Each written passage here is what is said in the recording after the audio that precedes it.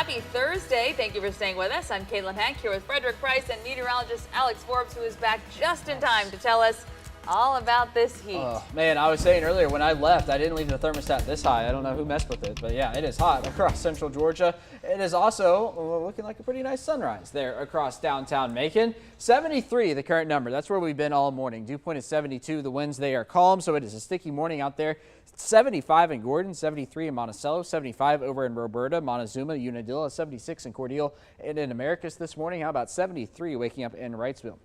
Elsewhere, the dew points, they are up there. So a humid morning across central Georgia, 74 in Gordon, 72 in Macon, 70 in Wrightsville, 71 in Swainsboro, and 73 in Vidalia. We are quiet on the radar front this morning, so even though we have those scattered, or the high humidity, I should say, we don't have scattered showers. That's going to come later in the afternoon. And for the most part, across the southeast, not a whole lot going on this morning. A couple storms up near the Knoxville area. Other than that, quiet across our neck of the woods. Hour by hour today, though, a quick warm up, 91 by that noon hour. Later today, I'm going with 100 for the high temperature here. Feels like 105 plus at times. A heat advisory in effect because of that until about 8 p.m. We're going to talk more about that and check out the 7-day coming up here in just a few moments.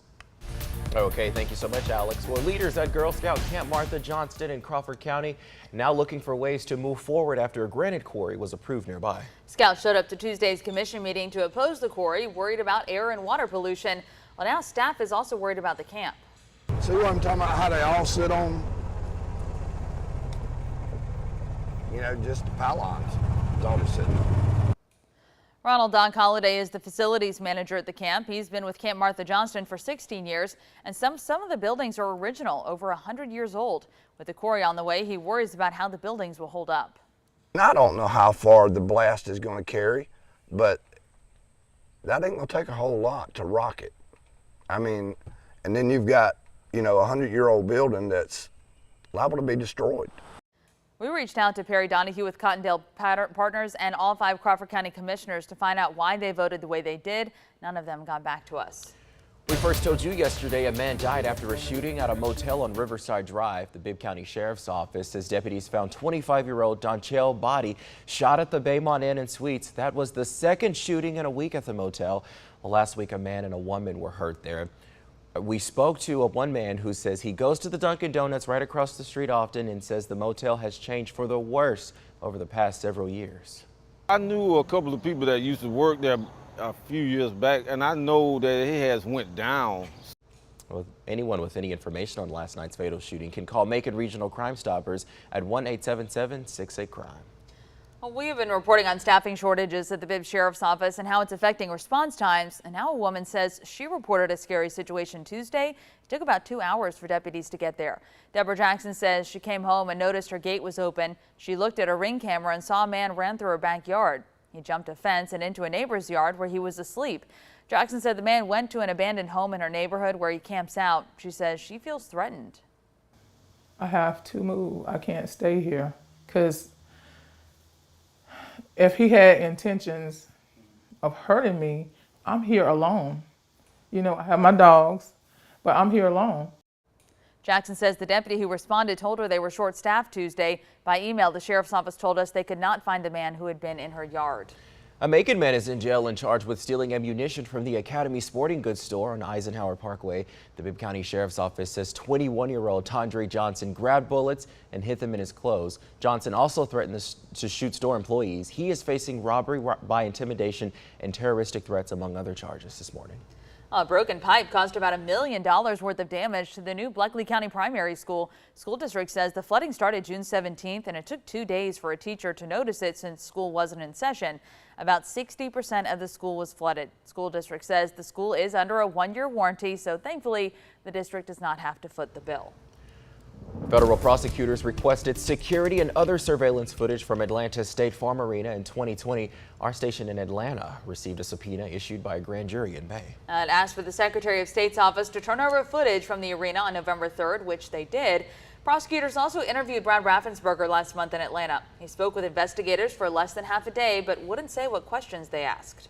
We've had that whole run of tape, you know, that's been out there. We've had a hold of that. GBI has had that. So that's just, you know, public information. What they're looking into is something we've been talking about for over 2.5 years ago now. You know, if you look at the whole run of tape, you can see that nothing happened. Well, this all ties back to special counsel Jack Smith's investigation. Former President Trump says he received a letter confirming he is a target for potential indictments. Well, some Georgians woke up to their student loan debt wiped away. That's because the Biden administration is forgiving $39 billion worth of student loans across the nation. Right now, 38,000 people in Georgia qualify for student loan forgiveness. The only way to know is if you check your email. This month, the Department of Education sent emails to those who qualify. You must be on an income-driven repayment plan and making monthly payments for 20 to 25 years. 6:36 earlier this week, the Georgia Secretary of State's office announced it's doing routine voter record maintenance. That means more than 191,000 voters who were already in inactive status will be dropped from voter rolls. Andy Holland with the Houston County Board of Elections says a voter has an inactive status if they have not voted in recent elections, either in person or by absentee ballot. It also includes folks who have moved and haven't updated their address. He says the county or state will send you a notice asking you to update your information. Those who don't respond within 30 days will then become inactive. Holland says this is routine and required by law. Longtime voter Lynn Snyder says she's excited for the next election. I hope we have a huge turnout. I know we tend to not have as many people vote as we should, and it's just such a privilege in this country to be able to vote and to be able to select our representatives. But if we don't vote, then our voice isn't heard. To find out the status of your voter registration, you can check online through the Secretary of State's website or call your Board of Elections office. Well, the Bibb Sheriff's Office is now warning you about a scam. Callers are claiming to represent the Sheriff's Office, pretending someone you know has an arrest warrant and needs you to pay their fine. They're using a system that actually spoofs the Sheriff's Office number and uses deputies' names. The Bibb Sheriff's Office is encouraging you to write down the name and number if you get a call. You can call the Sheriff's Office Law Enforcement Center to verify that it's a scam, and you can report it online. Sheriff's Office says they don't operate that way and they don't want you to fall victim to this scam. 6:37 in health news. The World Health Organization says global depression and anxiety rates increased by 25% during the pandemic. The impact was tough for teachers who craved human interaction after classes moved online. That's what happened to a now retired Bibb County teacher. Joe Finkelstein taught audio, video, and film at Hutchings College and Career Academy and VIP Academy. His wife suggested electroconclusive therapy, or ECT for short. It's a medical procedure where low-frequency electric pulses go through the brain. Well, because of the stigma around ECT, his psychiatrist never suggested the treatment, but after more than 10 sessions, Finkelstein's mood started to change. Dr. Leslie Tomick at Piedmont Macon says ECT is actually seizure treatment, but has shown some success in treating depression. So if someone was interested, they would contact us. We would see them for a consult. And at that time, we would also speak with their psychiatrist, their family, and look at how serious the depression is and whether or not they would be a good candidate for ECT. Johns Hopkins Medicine reports ECT has improved depression in 70 to 90% of patients. It is considered a low risk and a safe procedure. Well, school is just about to start. We'll give you all the details on some giveaways happening around Central Georgia to help make sure your kids are ready to learn. Plus, this summer is a hot one, that's no secret, but it's important to make sure you're keeping up with your health so the heat doesn't cause any lasting damage.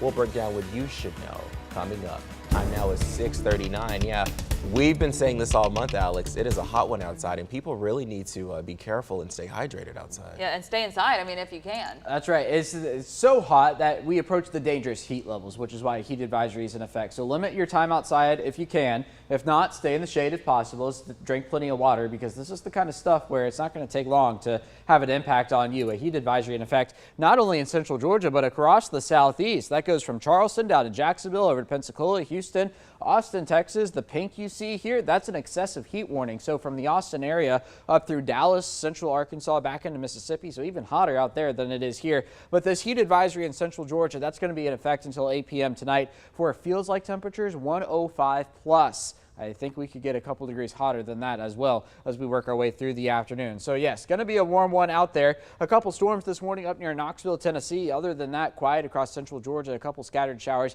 off the Carolina coast, and that is about it. So yeah, I'm zooming down in here to Macon, Warner Robins, Dublin, nothing going on. It's 40 minutes after 6 on this Thursday morning. A live look over downtown. A pretty nice sunrise. It officially comes up here in the next 2 minutes or so. A temperature in the low 70s, 73 in Macon and in Warner Robins. Rapids. It's 73 in Dublin, 74 in Perry, 73 over in Milledgeville, 75 Montezuma, 76 in Unadilla, Cordele, Rochelle, 74 in McRae, and 71 to get your morning started in Monticello. Across the state, for the most part, everybody's in mid to upper 70s. The only exceptions up to the north, 71 in Athens, 72 in Rome, and 65 up there in Blue Ridge. Let's take a road trip up there as we work our way into the morning. But a hot afternoon across the state, no matter where you are. 95 by the noon hour. I do think we touched the triple-digit mark. This latest run of Future View has a line of broken showers working their way into central Georgia, 6, 7 o'clock. That moves from north to south. Again, we'll see the pattern if it shapes up like that through the evening hours. Could come a little bit earlier.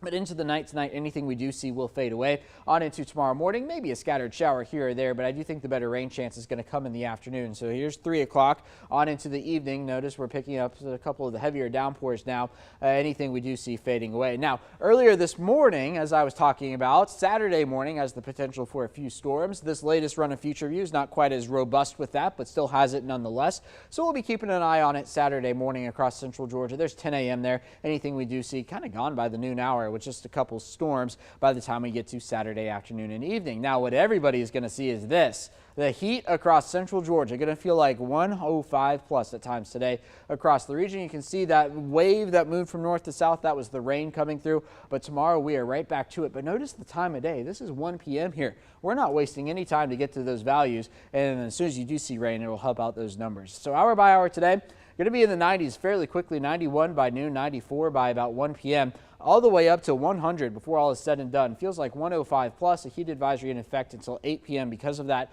sunrise right about now at 6:41. There's your heat index forecast through the day. Man, is it going to be a hot one. As we were talking about, limit your time outside if you can. If you do have to be outside, stay in the shade, drink plenty of water. This is not the stuff to mess around with. 93 for Saturday, 91 on Sunday, so not as hot. A 60% chance of rain Saturday morning. That's going to be back to 30% on Sunday on into next week. Talking about mid-90s for high temperatures with heat index values even higher than that.